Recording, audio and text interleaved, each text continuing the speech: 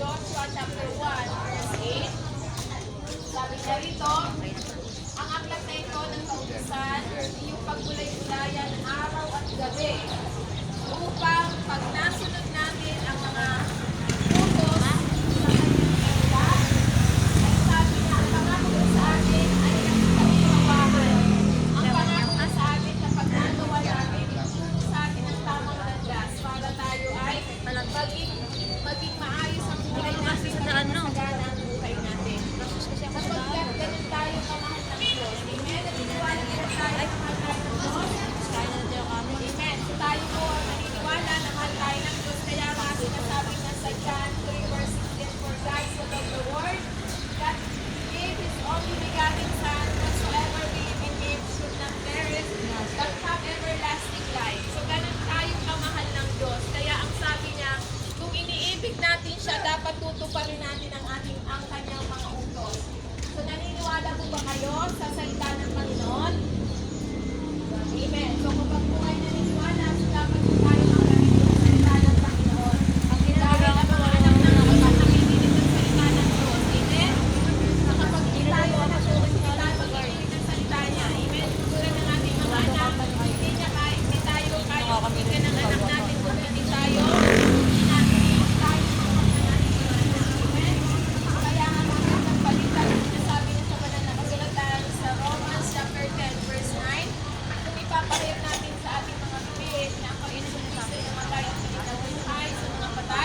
tayo ngayon ay maliligtas. Kung tayo ba tayo dyan?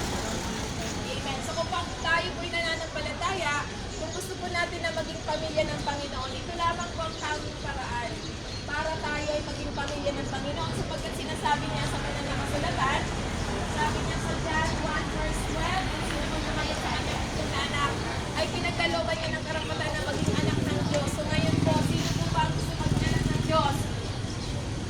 Sino pa ang may gusto? Parang wala akong kausap dito. Wala bang mga anak ng Diyos dito? Wala po bang anak ng Diyos dito? So, kung tayo po'y anak ng Diyos, tayo po'y makikinig ng kanyang salita. So ngayon dito po natin mapapatunayan kung anak tayo ng Diyos, dapat nakikipag-participate po tayo. Amen? Amen. Kahit mag-amen lang kayo, participation na yun para sa Panginoon. Kinahiya niyo ba ang Diyos? Hindi pala, ay bakit hindi kayo sumasagot? Nahiya ba kayo? Nahiya ba tayo sa Panginoon? Dahil kapag ipapahayag natin sa ating pag-pray, na tayo sa palataya, tayo maliligtas. Sino po ba tumaligtas dito? Wala po dito pinipiling religion. Wala po religion na makapagpiligtas. Wala po organization na makapagpiligtas sa atin. Ang pananampalataya lamang natin sa Diyos sa makapagpiligtas. Amen? Purihin ang Panginoon. So kaya nga kung gusto po niya natin na tayo maging pamilya ng Diyos, ito lamang po ang tanging paraan. Ipapahayag po natin ang ating pananampalataya sa pamamagitan ng panalangin. Tayo po manalangin. Susundan niyo lamang po ang panalangin ito. Heavenly Father, sa mga anak na gusto maging anak ng Diyos, kailangan niyong sundan ang panalangin. Heavenly Father, alam kong pinaghiwalay ako sa aking kasalanan mula sa iyo. Salamat sa pagpapadala mo ng iyong bugtong na anak na siya'y namatay at muling nabuhay para sa aming mga kasalanan. Panginoon Jesus, kailangan kita. Patawarin mo ako sa aking mga nagawang kasalanan. Mula pagkabata hanggang sa ngayon, sa isip, sa salita, at sa gawa, sinasadya ka nito o hindi sinasadya.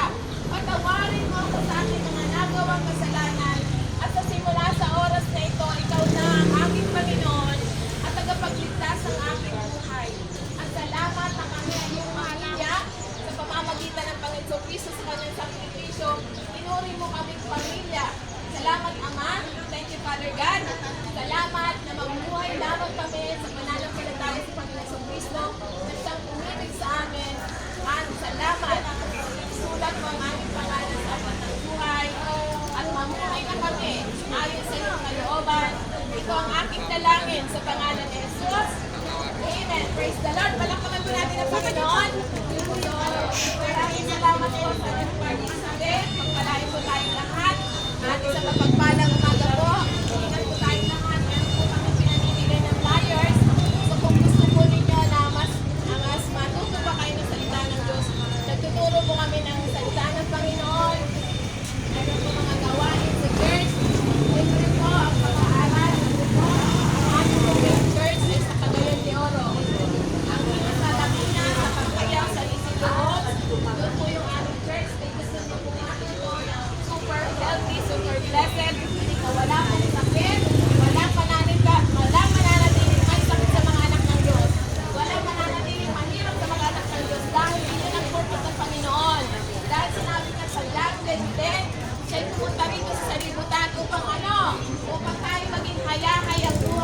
sakit, walang mahirap, at walang problema. So yan ang pangako ng Panginoon sa atin. Amen?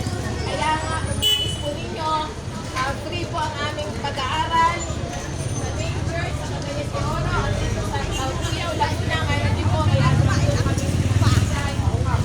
Pwede po kayong mag-visit or pwede po kayong matuto. Tayo sa pamilya ng Panginoon na hindi mananatiling mahirap, hindi mananatiling may sakit, hindi mananatiling problematiko kayo ng bayan. Dahil yan ang pangako ng Panginoon sa bawat isa sa atin.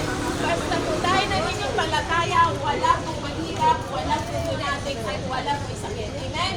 Dahil tayo lahat ay pinatawad na sa pamamagitan ng pananampalataya ng Amen? Maraming salamat po at God bless you sa ating lahat. Wow, si Pastora. May mga flyers po ba? Pastora cellphone.